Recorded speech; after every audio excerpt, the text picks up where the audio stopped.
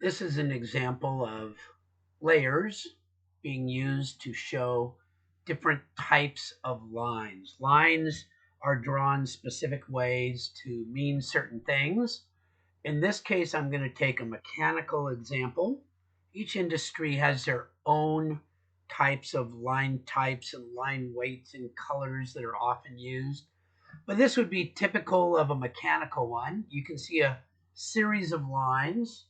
This type of line right here is called the zero layer. It's just a general layer that AutoCAD always starts with.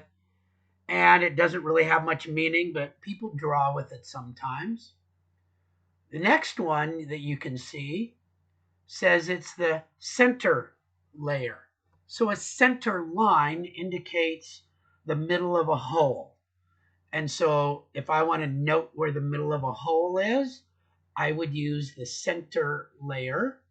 In this case, all of the center layers will be blue. You can see it over here. Center, blue. There's a line type called center 2, and there's a line weight. How heavy is the line drawn? So that's all done ahead of time so that when you draw on the center layer, it comes up like that. You'll notice up here, there's a little box. And if you click on this, you can set whatever is showing in that box is what you get when you draw a line. So right now, if I draw a new line, it will be on the center layer because that's what's showing up in the box. So here's another layer. It's called dim or dimension. It's also in mechanical drawings, it's often blue. Here's a big, heavy black layer.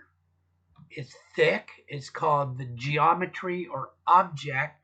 That's the outline of an object. It should really stick out, so they make it heavy. If you look over here, the geometry object layer is black or white, depending on the background color. It's a continuous line, and it's fairly heavy at 0.028 inches thick.